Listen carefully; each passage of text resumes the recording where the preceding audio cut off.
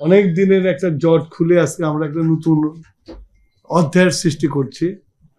আমাদের দেশের যে সম্পদ, সেই সম্পদকে মাটির নিচে রেখে আমরা আমদানি ভিত্তিক জ্বালানি দিকে ঝুঁকেছিলাম, যার ফলে দেশের অনেক ক্ষতি হয়ে গেছে এবং আমাদের যে বৈদেশিক মুদ্রার রিজার্ভ তারপরে অনেক চাপ হয়ে গেছে। তো আজকে আমরা এই 1993 সালে দেশনেত্রী বেগম খালেদা জিয়া যে বিডিং করে গেছিলেন এবং বিডিং এর ফলে যাদেরকে অ্যাওয়ার্ড করে গেছিলেন, এখন কিন্তু যেসব গ্যাস আমরা এখনো বিতরণ করি সেসব গ্যাস সেই সময়কার যারা বিডিং রাউন্ডে জিতেছিল তাদের গ্যাসই আমরা বিতরণ করি, বিশেষ করে স্যাভরন। তো এই পরে আর কোনো নতুন করে কোনো বিদেশি কোম্পানিকে এনে গ্যাসে বিডিং করা হয়নি।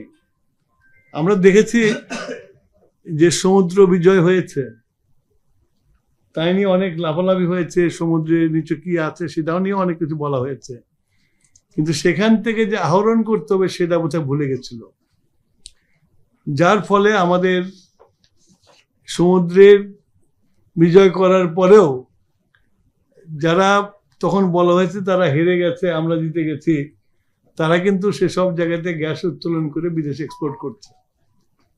আমরা এখনো মাটির নিচে কি আছে আমরা জানি না। তা আমরা জনগণের কাছে ওয়াদাবদ্ধ ছিলাম যে আমরা ক্ষমতায় আসলে আমাদের বাপেক্সকে আমরা শক্তিশালী করব। যেহেতু বাপেক্সের গভীর সমুদ্রে এক্সপ্লোরেশন করার মতো এক্সপেরিয়েন্স নাই এবং যেসব জিনিস প্রয়োজন সেগুলোও নাই, সেই জন্য বাপেক্সকে আমরা বলেছি যে তোমরা এই বিডিংয়ে আসো, বিদেশি কোম্পানিদের সাথে যদি জয়েন্ট ভেঞ্চার করতে বলে আসো। বাপেক্সকেও কিন্তু আমরা এর মধ্যে রেখেছি। তো এখন হচ্ছে হলো যে আমরা যে ওয়াদাবদ্ধ হয়েছিলাম, আমরা 180 দিন শেষ হওয়ার আগেই কিন্তু এই বিডিংয়ে গেছি এবং আশা করি এই বিডিংয়ের পরে আমরা দেশের আইন কানুন মেনে এবং দেশের স্বার্থ রক্ষা করে আমরা এই বিডিংয়ে যারা পাবে তাদেরকে হস্তান্তর করতে পারবো এবং ভবিষ্যতে যদি আমাদের এখান থেকে গ্যাস বা তেল যেটাই উত্তোলন করা যায় সেটা দেশের উন্নয়নের জন্য একটা বড় নিয়ামক হয়ে দাঁড়াবে। আপনাদের বুঝতে হবে যে জ্বালানির একটা খাত, যে জ্বালানি না থাকলে দেশের উন্নয়ন হয় না। জ্বালানিকে ভিত্তি করেই দেশে উন্নয়ন করতে হয় এবং সেই জ্বালানির অভাব ছিল। আমরা অনেক বড় বড় কথা বলেছি, কিন্তু আমরা বড় বড় জিনিস করেছি, কিন্তু জ্বালানির সিকিউরিটি আমরা দিতে পারি নাই। যার জন্য আমরা যখন দায়িত্বভার গ্রহণ করেছি তখন দেখেছি যে জ্বালানির কি বেহাল অবস্থা এবং আমরা সেটাকে নজরে নিয়েই আমাদের দেশের জ্বালানির একটা এনার্জি সিকিউরিটি যেটা করা লাগে সেটার জন্য আমরা চেষ্টা করে যাচ্ছি এবং এখন আমরা আগের থেকে অনেক বেটার অফ আছি। তো আপনাদের কাছে আমার অনুরোধ থাকবে, আমরা একটা নতুন উদ্যোগ নিয়েছি, ভালো একটা উদ্যোগ নিয়েছি।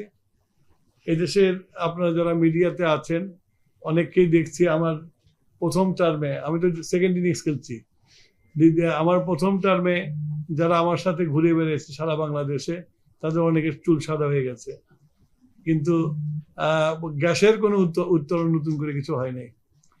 তো সেই জন্য বললাম যে অনেক দিন পার হয়ে গেছে, এখন আমরা আবার চেষ্টা করছি। এটা আমাদের তো নির্বাচনী কমিটমেন্ট। 2 নম্বর হচ্ছিল যে বিএনপি সবসময় তাদের যে মূল যে জাতীয়তাবাদ, আমরা আমাদের সেই জাতীয়তাবাদকেই সামনে রেখে আমরা আমাদের এই বিডিং করছি, যাতে আমার দেশের কোনো রকমের কোনো ক্ষতি না হয় এবং কোনো কিছু বিনিময় যেন না করি আর কি। তবে আন্তর্জাতিকভাবে উত্তোলনের যেসব কন্ট্রাক্ট আছে সেগুলোকে বিশ্লেষণ করে আমাদের জাতীয় স্বার্থ রক্ষা করে আমরা এই কন্ট্রাক্টগুলো করব। আশা করি ইনশাল্লাহ আমরা কামিয়াব হব। আপনাদের সবার কাছে আমরা সমর্থন এবং দোয়া দুটোই চাই। আমরা করবেন যেন এই কাজটা যেন সুচারুভাবে আমরা করতে পারি।